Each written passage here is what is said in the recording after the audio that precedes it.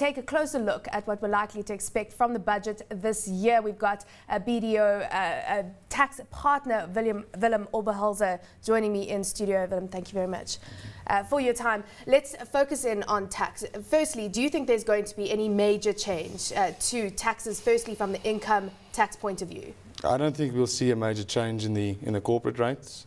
We've got the dividends tax coming in on the 1st of April. The VAT is likely to remain unchanged. And for individuals, I think we'll see easing up of the fiscal drag. But that's roughly it on the rates. So just that creep in terms of the income tax bracket being addressed, as usual. Exactly. Yeah. I think we'll see an inflationary increase in the brackets, but that is as good as it's going to get, I'm afraid. Are we going to see another tighter budget? Because there's the big concern that's being highlighted by rating agencies. If we pay a lot of attention to them, it is important, of course, in terms of raising funds offshore. The deficit has been highlighted as a big concern in terms of its growth. What are your thoughts on the type of budget we're going to see size-wise? Size-wise, I think the collections will depend greatly on the enforcement by revenue on the collections side.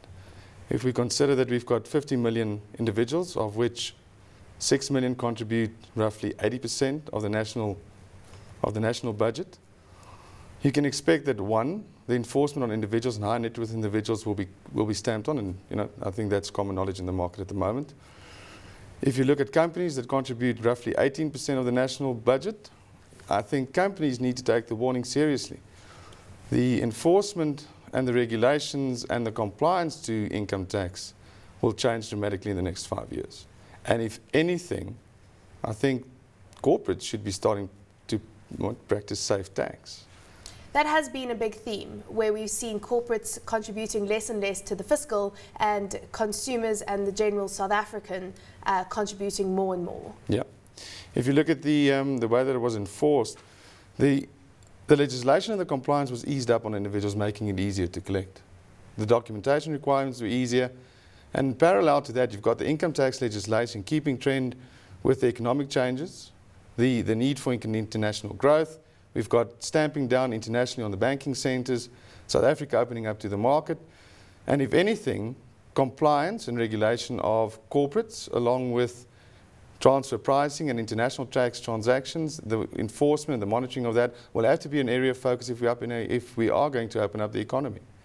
So to collect the cash into South Africa where it is and where the infrastructure is needed, I think it's critical. Let's run through some of your wish list wishes. Yes. In terms of tax, what stands out for you as the key areas that Pravin needs to address this year? I think from the BDO side and from the tax partners in BDO, we would like to see some relief on and incentives to encourage savings to assist in bringing down the national deficit. We've got the Companies Act and the Income Tax Act not being aligned on company formation transactions. It's a major risk area. But surely they know that. That's just something that's being addressed right now. It'll have to be ironed out. Yeah. Yeah. Then you've got. We would like to see the provisional payments being looked at to possibly move on corporates from February to March, just to get more accurate numbers to national and to government. At the moment, it's a guessing game. The more accurate we can get those numbers, the penalties can be reduced.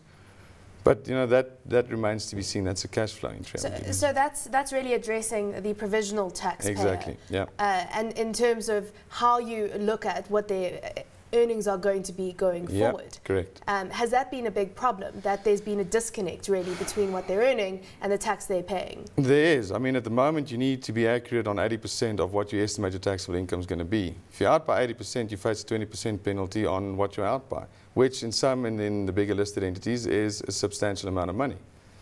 So yes, it is. How do we create incentives for savings in South Africa? How do we turn to a savings culture in a place where traditionally people are inclined to spend what they don't have? I think it's a difficult balancing act. I wouldn't want to be the Minister of Finance, considering that we've got 23% unemployment.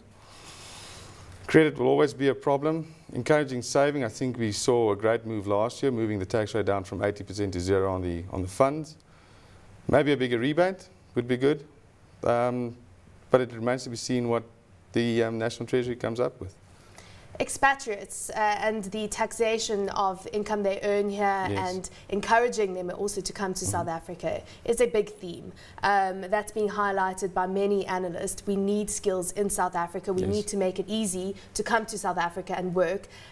What are your thoughts on the likely changes that we're going to see in order to allow that? If anything, I would expect that we could see, and we would, well, from our side, we would love to see, from the expatriate side, that the current legislation caters for the 36-month period on the housing accommodation, that employers don't pick up that burden. And then there's some anomalies in the interpretation of the Act on the taxation of international pensions for residents and non-residents working in South Africa. If those are addressed, I think the legislation pretty much at this point caters to incentivize non-residents coming in.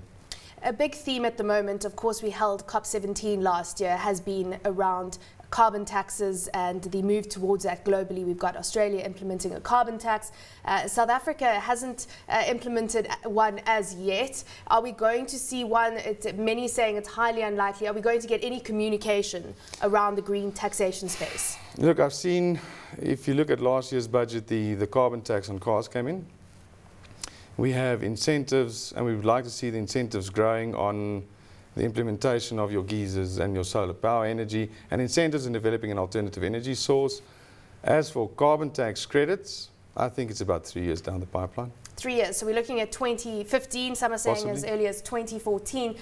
Very quickly, one of the other issues has been the fact that you've got a lot of anti-avoidance provisions. Yes. And the tax laws have become so burdensome and so complicated that it's become an issue where are you addressing the financial world and the first world, developed world in South Africa, or are you speaking to the man on the street? Are we going to get not a dumbed down version, of course, but a less complicated budget? No, I don't think we will. I think traditionally South Africa being the powerhouse of Africa, we need to keep our legislation in check and in line with international trends. The world's not getting easier, and I don't think the legislation will get any easier. If anything, I think the anti-avoidance rules will get stronger and enforcement will get stronger. So if anything, you know, companies and individuals really need to look at their spending on tax compliance, which historically in South Africa has been grossly neglected.